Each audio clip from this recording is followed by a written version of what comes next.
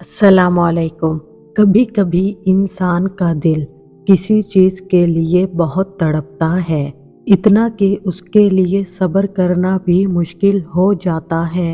इंसान हर रोज़ उस चीज़ को हासिल करने के लिए हर उस लम्हे दुआ करने की कोशिश करता है जो लम्हात दुआ के लिए अफजल होते हैं, और उसकी आंखें अपनी मांगी गई दुआ के कबूल होने के इंतज़ार में हर रोज़ इधर उधर तकती रहती हैं, और ये तो भूल ही जाती हैं कि अल्लाह ताला ने हर चीज़ को अता करने का एक मखसूस और बेहतरीन वक्त मुकर्रर कर रखा है।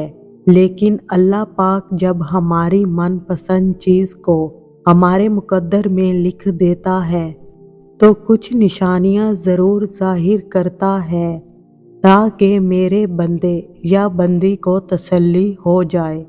हमें याद रखना चाहिए कि अगर हमें किसी चीज़ को हासिल करने की इतनी चाहत है तो उस चाहत करने वाले दिल का मालिक कौन है।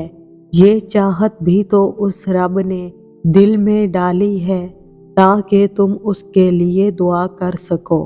और याद रखो, दुआ का ख्याल आना ही सबसे बड़ी निशानी है। बार बार अल्लाह तौफीक देता है कि आप उस मनपसंद चीज़ को मांगे, गिड़गिड़ाएं, ताकि वो आपको अता कर सके। वो तुम्हारी ख्वाहिश को बेहतरीन करके तुम्हें अता कर सके। और वो तो ख्वाहिश ही दिल में तब डालता है जब वो तुम्हारे नसीब में लिख देता है। दुआ तो बस हमारे ही दर्जात बुलंद करने का एक ज़रिया है। थोड़ा सा इंतज़ार बाकी है तुम्हारी चाहत को अल्लाह की चाह बनाने के लिए। थोड़ी और अतात बाकी है। जिस आजमाइश के लिए अल्लाह ने तुम्हें चुना है उसका अभी इनाम बाकी है। दुआ मांगते रहो, ठीक हो जाएगा सब, क्योंकि हर मुश्किल के साथ आसानी है।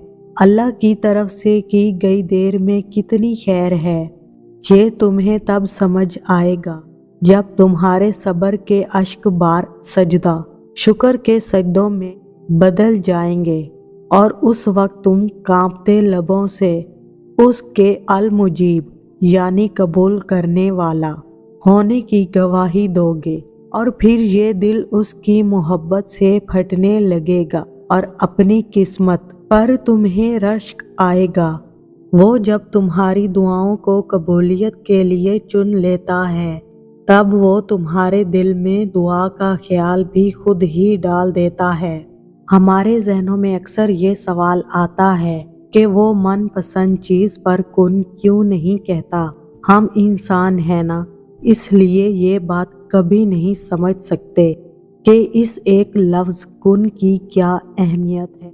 ये वो लफ्ज़ है जिससे पूरी कायनात बना दी गई और ख़त्म भी इसी लफ्ज़ पर कर दी जाएगी। सो इस लफ्ज़ को ऐसे ही कह दिया जाए नहीं, वो कुन तब कहता है जब अपने बंदे के लिए बेहतरीन वसीला बना देता है। और कभी कभार वो चाहता है कि मेरा बंदा मेरे लिए सब्र करे। क्या उसका हक नहीं कि उससे मोहब्बत जताई जाए?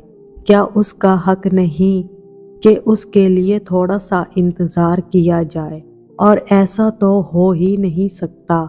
जो ख्वाहिश तुम्हारी ज़बान पे रवां रहती है वो तुम्हें ना मिले, जानते हो वो दुआ की तौफीक देता ही तब है जब उसने कुन कहना हो। वरना हमारे आसपास कितने ही ऐसे लोग हैं जो दुआ भी नहीं मांगते, सिर्फ ये सोच कर के खुदा नहीं सुनता। तो अगर तुम उसके कुन का इंतज़ार कर रहे हो तो कैसे मुमकिन है कि कोई बंदा उसकी बारगाह में जाए सिसकते हुए और वो उसकी दुआ रद्द कर दे। तो बस इंतज़ार करो, वो इंतज़ार करने वालों के लिए मौजज़े करता है।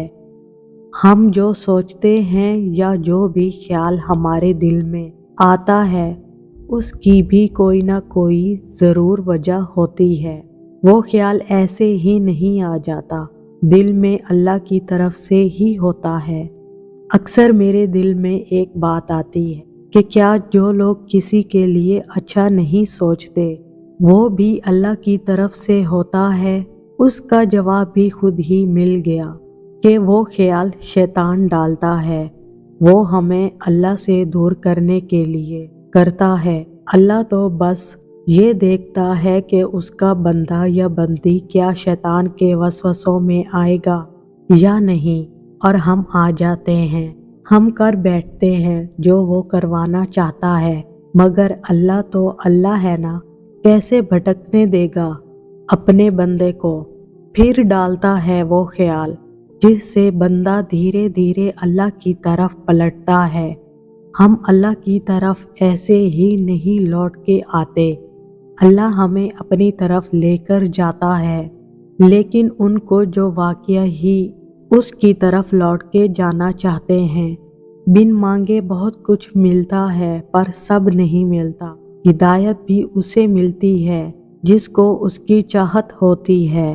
تو جس چیز کی چاہت ہو نا، وہ اللہ سے مانگتے رہا کرو، اسے اپنے بندے مانگتے ہوئے بہت پسند آتے ہیں، اور وہ مانگنے کی توفیق بھی انہیں دیتا ہے جنہیں وہ عطا کرنا چاہتا ہے۔